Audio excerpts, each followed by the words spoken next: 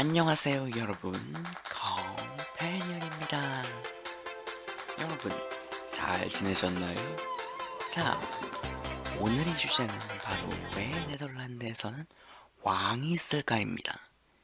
여러분들은 혹시 네덜란드가 우리나라와 같이 공화국이 아니라 왕국이라는 점을 들어보셨습니까? 실제로도 네덜란드는 네덜란드 왕국이라고 공식 국호가 있기도 하고요. 자, 그렇다면 왜 네덜란드에서는 왕이 있을지 궁금증이 막 생기지 않나요? 뭐 생기는 사람도 있고 안 생기는 사람이 있겠지만 저는 생겼다고 믿고 있겠습니다요. 자, 그렇다면 왜 네덜란드가 왜 지금까지 왕을 유지하고 있는지 알아볼 필요가 있겠지요. 그럼 우리는 또 히스토밍을 해야 될 때입니다. 히스토밍이란 역사, 이전까지 역사를 보면서 왜 이러한 일들이 일어났는지를 탐구해보는 그런 즐거운 상상 활동이지. 자, 그러면 시작해 보겠습니다. 자, 네덜란드는 스페인 제국이 통치를 받고 있던 그런 지역이었습니다. 그 밑에 동네인 벨기에하고 같이 통치를 받고 있었죠.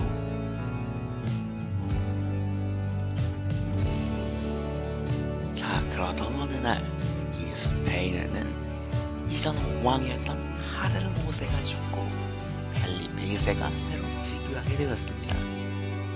그런데 이게 웬걸, 펠리페 2세가 왕이 되보니 정작 이 나라에 돈이 없는 겁니다. 왜냐하면 이전 왕인 카를 5세가 전쟁을 하느라 돈을 다 써버렸기 때문이죠. 음... 막상 왕이 되니 나라에 돈이 없어. 이거 통치를 하려면 돈이 필요한데 말이야. 이 나라가 적자투성이란 말이야. 음, 확실히 돈을 더 거둘 필요가 있겠어. 어디 보자.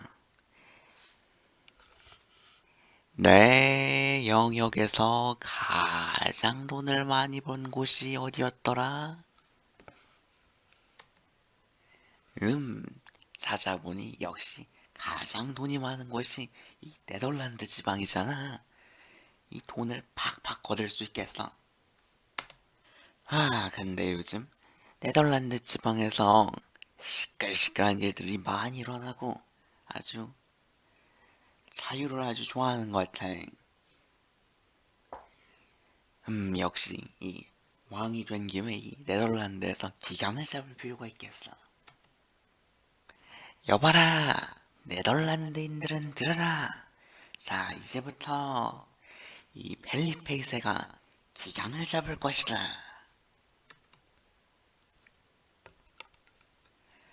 아니, 이게 무슨 일이야? 갑자기 왜 난데없이 기강을 잡는다고 그러지? 이거 이 네덜란드를 못살게 구려 하는 거 아니야?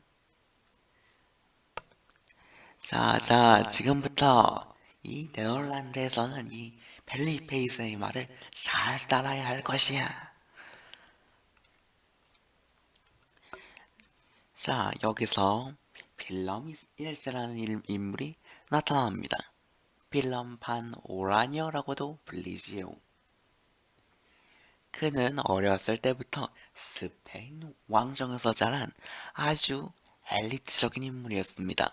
물론 스페인을 좋아하는 건 말할 것도 없겠지요. 왕정에서 살았으니까요. 뭐 그는 또한 펠리페이세와 친분도 있고 또 스페인에서 매우 중요한 직책들도 여러 번 여러 번 거쳤습니다. 예를 들어서 뭐 황금 양모기사단이라든지 또 여러 가지 외교 사절로 다닌다든지 활약을 많이 했죠. 하지만 놀랍게도 이 사람은 스페인을 매우 좋아했던 것과는 달리 스페인과 싸우는 네덜란드 독립전쟁에서 매우 큰 활약을 하는 네덜란드 국보로서 존경받고 있는 인물입니다. 그럼 이게 어떻게 된 것일까요? 아이고, 이를 어쩐담. 갑자기 펠리페 2세가 기강을 잡으려고 난리법석을 피우고 있잖아. 이 네덜란드인들이 자유를 뺏었다가 이거 난리가 날 텐데 이거 선 넘는 거 아니야? 이 빨리 이거 말려야겠어. 이 세금도 좀 합리적으로 걷고 말이야. 이 개신교도 좀 받아들이고 말이야 좀. 이 네덜란드인들을 가만두면 참 좋을 텐데 말이지. 저 펠리페 폐하. 이 네덜란드에서 이 기강을 잡으려고 하시면 안 됩니다. 오히려 이 반발이 너무나도 거셀 거예요. 이 네덜란드를 위해서도 제가 이 목을 내놓고서 이 말하는 겁니다. 한 번만 들어주시면 안 되겠습니까? 음? 뭐야? 지금 내 기강을 잡으려는 거에 반기를 드는 것인가? 지금 나에게 반항하고 저항하고 있는 거는 네덜란드인들이 아니야. 바로 자네야. 이 자네라고. 다시는 보지 말게. 난 스페인으로 돌아갈 테니 말이야. 그러던 어느 날 1559년 프랑스 이 빌럼은 이 스페인에서 필리페이 이 네덜란드에서 펠리페이세랑 또 싸웠지만 그래도 성실히 스페인을 위해서 노력과 일을 하고 있었습니다. 그러던 어느 날 빌럼 1세는 프랑스의 왕과 만나서 이 스페인과 프랑스의 타협을 찾으려고 가고 있었습니다. 오, 안녕하십니까. 프랑스 왕이시여. 오, 빌럼 와서 오고. 근데 프랑스 왕이 갑자기 TMI를 막 말하는 게 아니겠습니까? 갑자기 프랑스와 스페인 간에 이 비밀 협약이 있다고 막 더벌더벌 말을 하는 겁니다. 오, 자네 혹시 레페이세의 새로운 계획을 알고 있는가? 이 네덜란드 기강을 잡고 이 네덜란드 개신교도를 뿌리 뽑겠다는 멋진 계획 말일세. 이 나도 군침이 싹 돌더군. 네네. 아이고 저도 이 다 알고 있죠. 이 제가 펠리페 이상 얼마나 친한지 잘 아시지 않습니까? 한 번 더 이 얼마나 자세히 알고 있는지 얘기 좀 해보십시오. 그런데 이 프랑스 왕의 계획을 가만히 듣고 있자니 이거 참 선 넘는 이야기가 아닐 수 없습니다. 막 종교 재판소도 설치하고 또 이 군대도 더 배치하고 이 세금도 더 팍팍 걷고 또 이 네덜란드에서는 이 네덜란드 귀족들이 통치하는 이 암묵적 룰이 있었는데 이거를 폐기해버린 겁니다. 갑자기 자기가 임명한 사람들을 안 치겠다네요. 이거 참 이 네덜란드인들에게는 선 넘는 이야기가 아닐 수 없었습니다. 선 넘네. 그래서 이 빌럼 1세는 아주 이 마음의 변화가 있었습니다. 이전까지는 막 목을 내놓고서 펠리페이스한테 막 조언을 해주고 또 이 중재를 하려고 했지요. 하지만 이 말을 듣고 심정의 변화가 아주 크게 일어났습니다. 그래서 그는 결국 이 스페인에 반기를 들게 되지요. 이것이 바로 네덜란드 독립전쟁의 시작일 것입니다. 자자, 이 펠리페이스는 이 네덜란드에서 썩 꺼져라. 이 우리끼리 잘 살 수 있어. 펠리페이스는 물러나라. 물러나라. 오, 빌럼 이 스페인 편인 줄 알았는데 이 우리 네덜란드 편을 들다니 이거 믿고 있었다고 젠장. 아니 이 빌럼이 전에도 이 애들 때도 그렇더니 이제는 이 반란까지 일어나네. 야, 이거 참 선 넘네, 선 넘어. 여봐라, 당장 이 알바공을 들라하라. 또 이 빌럼이 직책들을 모두 몰수하고 이 재산도 모두 몰수하도록 하여라. 너무 괘씸하군 그래. 알바공, 지금 이 빌럼이 네덜란드에서 반란을 일으켰네. 또 이 네덜란드 사람들이 또 이거 내 말을 아주 안 듣고 있어. 자, 이 네덜란드로 가서 오만불순한 반란자들을 모두 처단해주게. 예, 알겠습니다. 이 스페인 제국의 반기를 들다니 이거 이 네덜란드인들을 용서치 않으리라. 자, 그래서 이 펠리페 2세는 알바공을 불러서 네덜란드로 파견하게 됩니다. 물론 알바공을 호위할 병사 1만 명과 함께해요. 슉, 슉, 슉, 슉, 슉. 아니 이를 어쩐담. 이 알바공이 군대를 이끌고 온다고? 아이고 참 이거 이 전쟁을 하려면 돈도 필요한다 이거. 이 돈도 다 떨어져가고 이거 거기다가 속속이 에스파냐군한테 이 네덜란드군이 아주 소전 박살이 나고 있어 이거. 이러짠담. 아, 이런 방법이 있었지. 네덜란드의 해상. 나는야 해적이라네. 내 것도 내 것, 너 것도 내 것. 아주 약간은 즐거운 일이지. 오, 선장님. 편지가 두 통 왔습니다. 뭐부터 읽으실 겁니까? 첫 번째 편지부터 읽어보지. 어디 보자. 이 편지는 영국에서 왔고, 이거를 7명한테 보내지 않으면 불행이가 온다고. 아니, 뭐야, 이 쓰레기 같은 편지는 갖다 버려. 어디 보자. 두 번째 편지는 말이야, 이 빌러밀스한테 쏜 편지구만. 어디 한번 읽어보지. 오, 이거 참 흥미로운 제안이 아닐 수 없구만. 이 내가 해적인데도 이 네덜란드를 위해서 이 봉사를 하는구만. 에스파냐 이 스페인 선박들을 공격하고 이 보물들을 빼앗으면 이것 참 이것들을 다 합법적으로 인정을 해주겠다는 것이네 이거. 해적질을 하면 애국이 된다 이거야 이거. 흥미로운 제안이 아닐 수 없어. 받아들이도록 하지. 얘들아, 이 오늘부로 스페인 놈들한테 우리 해적이 무서움을 보여주지. 자, 털자. 자자, 마음껏 털자. 에스파냐 선박엔 이 보물이 많다지. 이 잠만, 이 해상에서 이미 털 것만도 아니라 이거 한국까지 들어가서 탈탈 털자고. 털자, 털자. 내 것도 내 거, 너 것도 너 거. 아주 맛있네.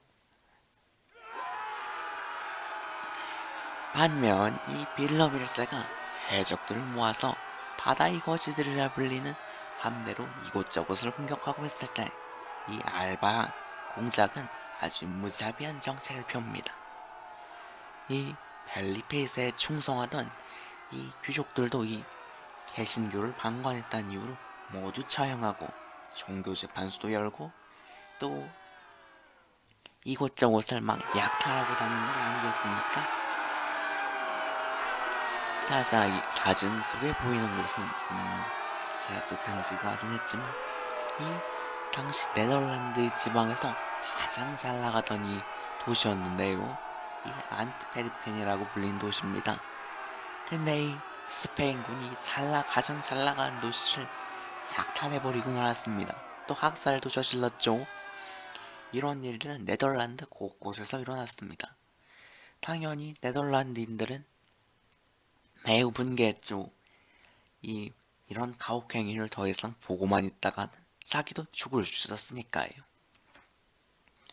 그래서 오히려 이런 알바공의 행동은 이 더 큰 반발을 불러일으키게 됩니다. 이 해적들을 동원해서 이 스페인군을 견제하고 이 더 많은 사람들이 우리 네덜란드를 위해서 가담하고 있었어. 휴, 이래서 스페인군을 겨우 막아낼 수 있었어. 이야, 이 한숨 돌렸구먼. 반면 스페인 궁전에서는 네, 이 젠장 이러다 파산하겠어 이거. 원래는 돈을 더 거들려고 이거 기강을 잡으려고 했는데 이 돈을 더 쓰고 있잖아. 이게다가 이 네덜란드만 아니라 이거 여기저기 돈 쓸 곳이 많은데 아이 이거 알바 공작이 가혹행위가 이거 역효과를 내고 있잖아. 여봐라, 알바 공작을 소환하도록 하라. 자, 이래서 펠리페이스는 다시 알바 공을 다시 스페인으로 불러들입니다. 하지만 알바 공작이 나갔다고 해서 스페인이 네덜란드에서 이길 수 있었을까요? 절대 아닙니다. 이후 스페인은 네덜란드를 비롯한 여러 나라와 전쟁을 벌였지요.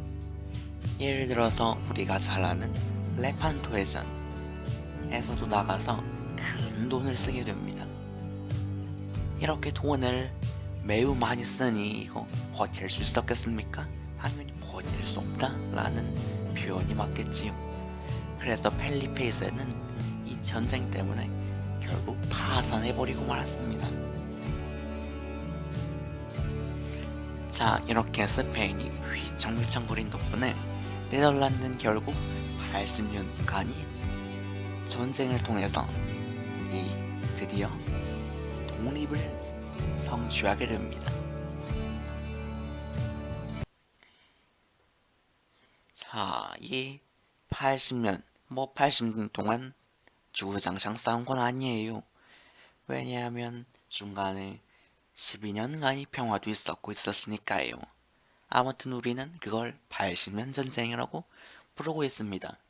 전쟁과 종전이 80년 동안 이어졌다는 거죠. 이렇게 스페인권이 기나긴 전쟁이 끝나자 한 가지 갈등이 있었습니다. 자, 이때는 네덜란드는 황금기라는 명칭이 붙을 정도로 세계에서 첫 번째로 아주 잘 나가는 국가였습니다. 드디어 전쟁이 겨우 끝났군. 아니 근데 이 전쟁이 끝났는데도 이 빌럼 유손들이 이거 슈타타워직을 독점하고 있잖아. 참고로 슈타타워직이란 총독직을 의미합니다. 이 네덜란드에서 큰 힘을 가진 이 직책이라고 보면 될 것 같네요. 이 육군도 지휘할 수 있고 해군도 지휘할 수 있는 능력도 함께 갖고 있었으니까요. 하지만 이 네덜란드 사람들에게는 이런 빌럼 가문이 슈타타워직을 독점하고 있는 게 참 마음에 들지 않았습니다. 이런 생각이었겠죠. 빌럼은 분명히 독립에 큰 기여를 했어. 하지만 그 후손들이 그를 꼭 이 자리를 계승해야 될 필요가 있을까? 우리가 이렇게 무역도 하고 인도네시아도 가고 말이야 이거 우리가 열심히 일해서 이 네덜란드를 키워놨는데 말이야. 이 멋진 네덜란드를 이 빌럼 가문이 이거 멋대로 통치하는 거 아니야? 숟가락 얹는 거 아니냐고. 그래서 이 슈타타워식을 두고 빌럼이 후손들과 이 왕을 정말 싫어하는 공업파 간의 대립이 항상 있게 됩니다. 왜냐하면 공업파들이 눈에는 이 왕처럼 행사하는 빌러미 후손들이 이거 마음에 안 들었으니까요. 이 또 슈타타워즈의 권한은 이 왕과 다름이 없었습니다. 또 이 빌러미 후손들에게 세습도 됐지요. 그래서 공업파는 이렇게 대응합니다. 슈타트하워식이 이 다음 후손에게로 넘어가고 세습되려면 일단 국민들이 동의가 필요했습니다. 하지만 공업파는 이때를 노려서 이런저런 이유로 슈타트하워식이 다음 사람에게 세습되는 거를 이 회방을 놓았습니다. 예를 들어서 이 네덜란드 역사에서는 종종 슈타트하워식이 공석이 된 일이 일어났습니다. 이 이유 중에 하나는 후계자가 너무 뀨뀨 깎아하는 악이었기 때문이라는 것이었습니다. 이 너무 좋은 명분이었지요. 아기가 이 네덜란드를 통치할 수는 없었으니까요. 하지만 이 빌럼의 후손들은 가만히 있었겠습니까? 절대 가만 안 있었겠지요. 그래서 이 슈타트하워식을 요구하고 관철시키기 위해 여러 가지 실력을 발휘했습니다. 예를 들어서 직접 자기를 지지하는 지지자들을 모으거나 그리고 군대와 해군을 이용해서 이 공화파들을 압박하기도 했습니다. 때로는 이 자신의 권력을 관철시키기 위해서 자신이 군대를 이끌고 암스테르담을 보위하기도 했지요. 그래서 이 빌럼이 후손들과 공화파 간에는 계속 너도 한 방, 나도 한 방 이렇게 갈등이 계속 일어났습니다.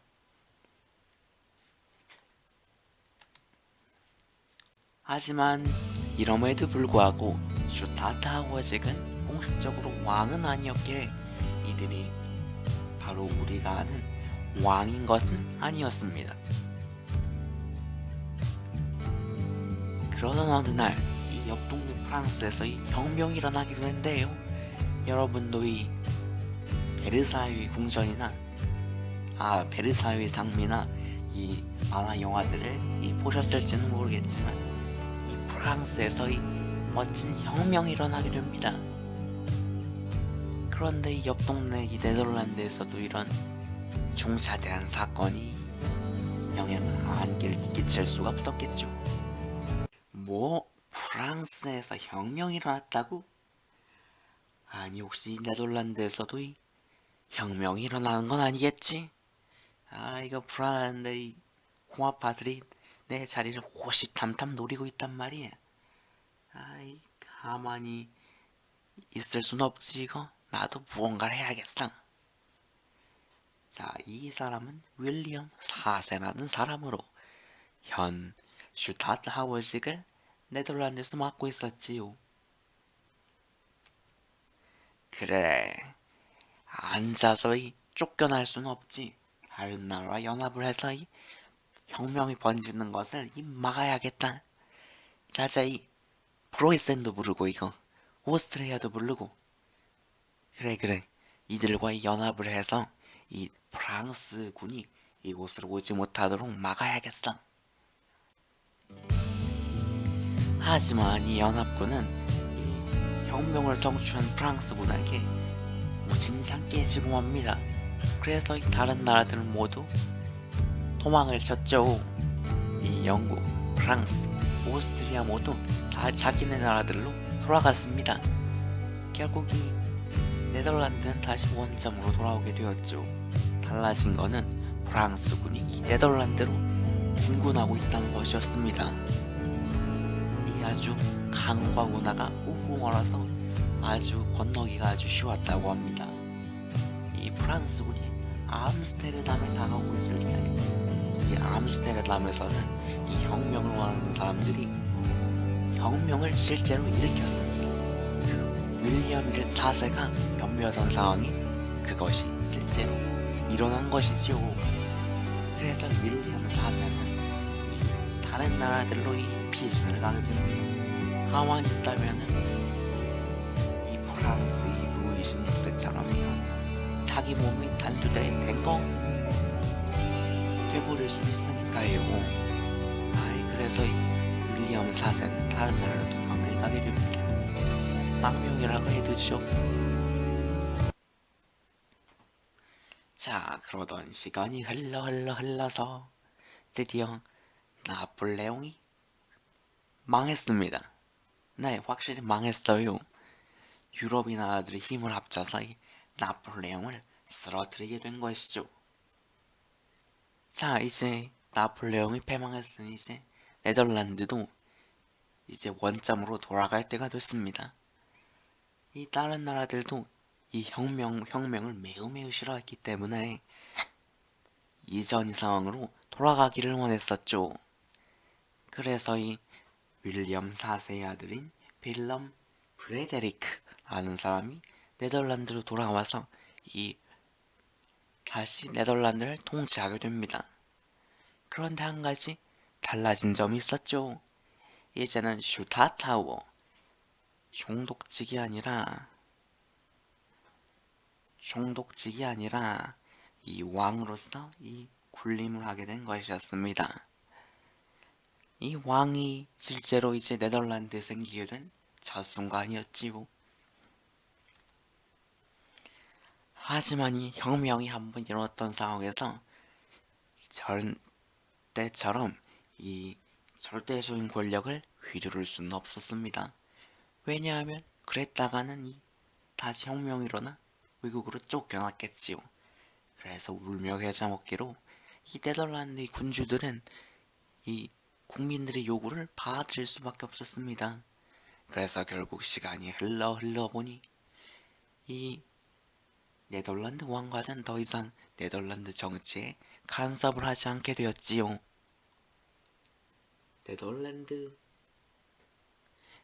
또 이 네덜란드 사람들은 이러한 왕실의 모습과 타협하여서 왕실이 네덜란드에 존속하는 것을 허용해 주었습니다. 그리고 이 네덜란드 왕실은 국난이 생기면은 어려운 일이 생기면 이 등장을 해서 국민들이 마음을 하나로 모으는데 이 힘을 발휘했습니다. 이 사진 속의 여왕님은 이 빌헬미나 여왕이라고 합니다.